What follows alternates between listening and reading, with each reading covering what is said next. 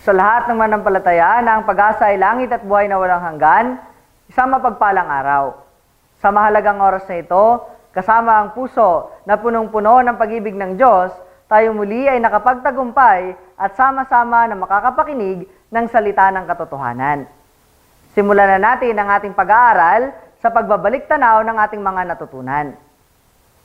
Naunawaan natin na ang panahon ni Adan ay siyang naging unang trabaho ng Diyos, kung saan si Adan ay pinili upang maging tagapamahala ng lahat ng nilikha.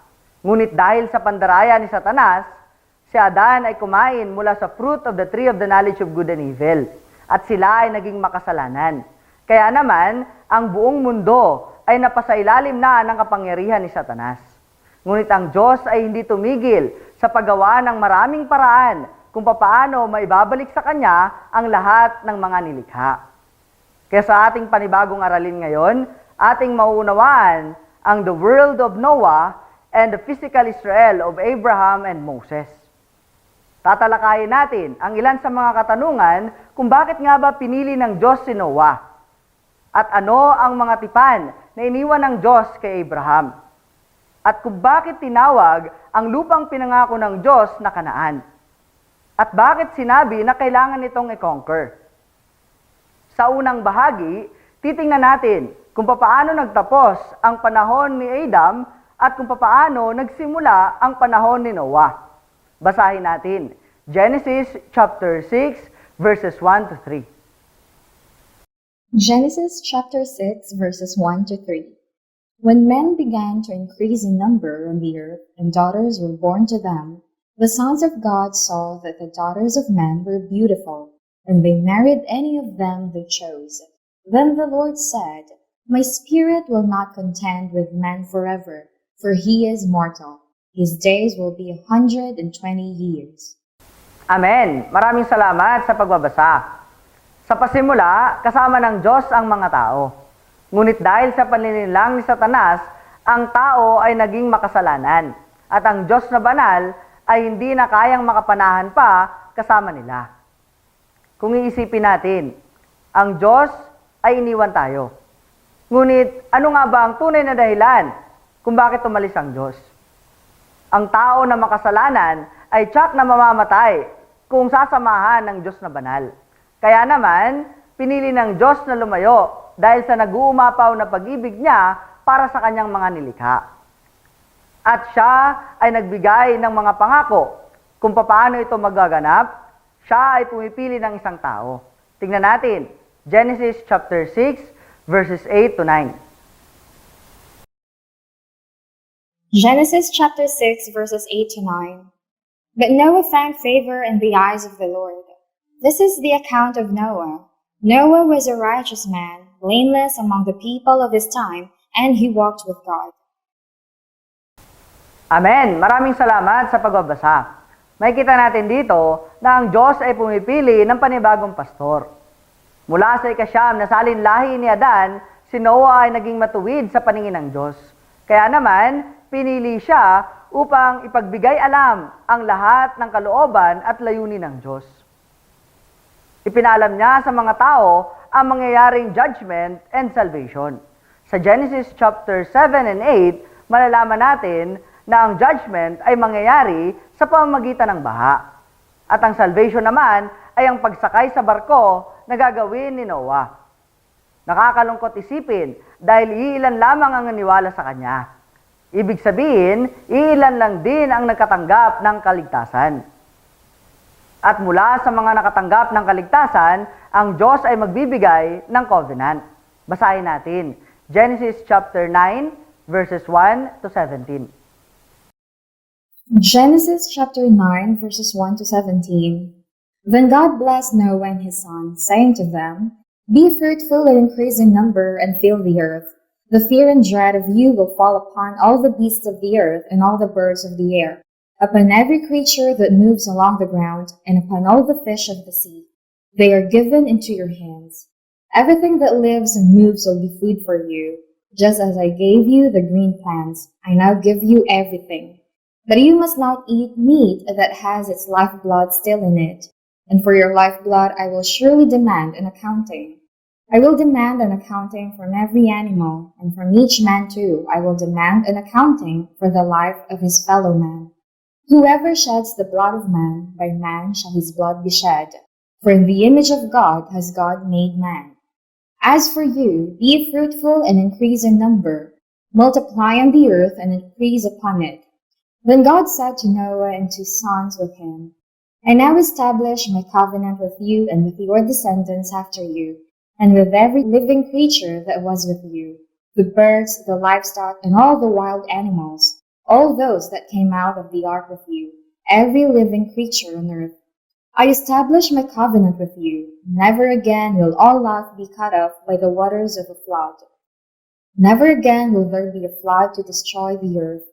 And God said, This is the sign of the covenant I am making between me and you and every living creature with you, a covenant for all generations to come. I have set my rainbow in the clouds, and it will be the sign of the covenant between me and the earth. Whenever I bring clouds over the earth and the rainbow appears in the clouds, I will remember my covenant between me and you and all living creatures of every kind. Never again will the waters become a flood to destroy all life. Whenever the rainbow appears in the clouds, I will see it and remember the everlasting covenant between God and all living creatures of every kind on the earth. So God said to Noah, This is the sign of the covenant I have established between me and all life on the earth.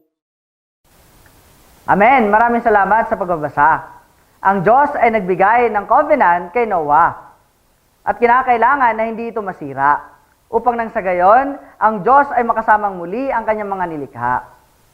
Ngunit dahil sa anak niya na si Ham, ang kasalanan ay muling pumasok sa mundo ni Noah. Basahin natin, Genesis chapter 9, verses 18 to 25. Genesis chapter 9, verses 18 to 25. The sons of Noah who came out of the ark were Shem, Ham, and Japheth. Ham was the father of Canaan. These were the three sons of Noah, and from them came the people who were scattered over the earth. Noah, a man of the soil, proceeded to plant a vineyard. When he drank some of its wine, he became drunk and lay uncovered inside his tent. Ham, the father of Canaan, saw his father's nakedness and told his two brothers outside. But Shem and Japheth took a garment and laid it across their shoulders. Then they walked in backward and covered their father's nakedness. Their faces were turned the other way so that they would not see their father's nakedness. When Noah awoke from his wine and found out what his youngest son had done to him, he said, Cursed be Canaan, the lowest of slaves will he be to his brothers. Amen. Maraming salamat sa pagbabasa. Ang kasalanan ay pumasok sa mundo ni Noah sa pamamagitan ng kanyang anak na si Ham. At dahil dito, nadamay at naparusahan din ang angkan ni Ham, ito ay ang Canaan. At lumipas ang maraming taon, ang angkan ni Ham ay nagkalat na sa Canaan at sila ay nanirahan dito. At kalaunan, ang mga taong makasalanan na ito ay sumamba sa Diyos-Diyosan. Kaya naman, sila ay naging kalaban ng Diyos. Kaya ang kasalanan ay muling lumaganap at naging mas malalim pa. Kaya naman ang Diyos, ginusto niya na masolusyonan muli ito. Kaya sa susunod na bahagi, nakita natin dito na ang Diyos ay muling pipili ng panibagong pastor. Basahin natin, Genesis chapter 12, verse 1. Genesis chapter 12, verse 1. The Lord had said to Abram, Leave your country, your people, and your father's household, and go to the land I will show you. Amen. Ang mundo ni Noah ay naging makasalanan, kaya ninais ng Diyos na ito ay wakasan. Ang Diyos ay pinili si Abraham upang bigyan ng covenant. At ano ang covenant na ito? Ipinangako na bibigyan siya ng promised land, ito ay tinatawag na Canaan. Bakit nga ba Canaan ang tawag dito? At bakit kinakailangan itong i-conquer? Sinabi na ang Canaan ay ang descendants ni Ham na naging makasalanan at naging kalaban ng Diyos dahil sila ay sumamba sa Diyos-Diyosan. Kaya kinakailangan silang matapos upang nang sa gayon, ang kasalanan ay mawala at makasama ng mga tao ang Diyos. Tingnan natin ang kabuoang pangako na ibinigay ng Diyos kay Abraham. Basahin natin Genesis chapter 15 verses 13 to 14. Genesis chapter 15 verses 13 to 14. Then the Lord said to him, Know for certain that your descendants will be strangers in a country not their own, and they will be enslaved and mistreated 400 years. But I will punish the nation they serve as slaves, and afterward they will come out with great possessions. Amen. Ang descendants ni Abraham ay magiging kasing dami ng bituin sa kalangitan, at sila ay makakapasok sa bayan na hindi sa kanila. At sinabi ng Diyos na sila ay magiging alipin sa loob ng 400 taon at makakalaya ng may great possession. At sila ay makakarating sa promised land. Ito ay tinatawag na Canaan. Itong mga pangako na ito ay nanggaling sa Diyos. Kapag nanggaling sa Diyos, tiyak ito na matutupad. Basahin natin. Numbers chapter 23 verse 19. Numbers chapter 23 verse 19. God is not a man that he should lie, nor a son of man that he should change his mind. Does he speak and then not act? Does he promise and not fulfill? Amen. Ang Diyos ay hindi kagaya ng tao na nagsisinungaling. Kung ano ang kanyang pangako ay sigurado na matutupad. Kaya ang pangako niya na ibinigay kay Abraham ay natupad sa panahon ni Moses. Ang mga descendants ni Abraham ay ang mga Israelita na naging alipin sa Ehipto. At sa pamamagitan ni Moises, sila ay lumabas at sila ay naglakbay sa disyerto. Ito ay makikita natin sa Exodus chapter 12. At habang sila ay naglalakbay, sila ay binigyan ng covenant ng Diyos. Basahin natin. Exodus chapter 19 verses 5 to 6. Exodus chapter 19 verses 5 to 6. Now if you obey me fully and keep my covenant, then out of all nations you will be my treasured possession. Although the whole earth is mine, you will be for me a kingdom of priests and a holy nation. These are the words you are to speak to the Israelites. Amen. Ang Diyos ay nagbigay ng covenant sa physical Israel, na kapag sila ay sumunod, makakatanggap ng blessing. Ito ay ang pagiging kingdom of priests, holy nation, and treasured possession. At kapag sila ay sumira sa covenant ng Diyos, sila ay makakatanggap ng paghahatol. Sa panahon ni Moses, ang mga piniling tao ng Diyos ay tumalikod sa Kanya. Sila ay sumamba sa Diyos-Diyosan. Ngunit hindi pa ito ang pinakamalalang kasalanan.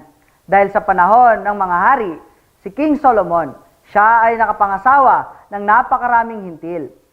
At pumayag siya na gumawa ng mga templo para sa mga Diyos-Diyosan. At ito ang naging dahilan upang sila ay sumamba sa mga Diyos-Diyosan ng mga hintil. Tingnan natin ang result sa Hosea chapter 6 verse 7. Hosea chapter 6 verse 7. Like Adam, they have broken the covenant. They were unfaithful to me there. Amen. Ang mga Israelita ay sumira ng covenant sa Diyos. Kaya sila ay naging makasalanan kagaya ni Adan. Bilang summary, ang Diyos ay pumipili ng tao upang magbigay ng judgment and salvation. Sa panahon ni Noah, siya ay pinili ng Diyos upang bigyan ng judgment ang wicked generation ni Adan. Sa pamamagitan ng baha, ang mga taong makasalanan ay nahatulan. At sa pamamagitan ni Noah, nalikha ang bagong kaharian ng Diyos. Ngunit dahil sa kanyang anak na si Ham, ang kasalanan ay muling pumasok sa mundo ni Noah. Kaya naman, ang Canaan ay nabigyan ng katulan. Sa pamamagitan ni Abraham, ang Diyos ay nagbigay ng panibagong covenant na kinakailangan lipulin ang panahon ni Noah. At sa pamamagitan nito, kinakailangan na magparami. Sa pamamagitan ng pangako at katuparan, unti-unti itong nagkakaroon ng kabuluhan. Sa pamamagitan ni Moses, ang mga Israelita ay dinala niya sa disyerto upang ihanda para i-conquer ang Canaan. Sa pamamagitan ng Diyos, sila ay magkakaroon ng blessing. Ngunit paano nga ba mapapatunayan na buhay ang Diyos? Yan ay ang ating pag-aaralan sa susunod natin na mga lessons. Marami pong salamat.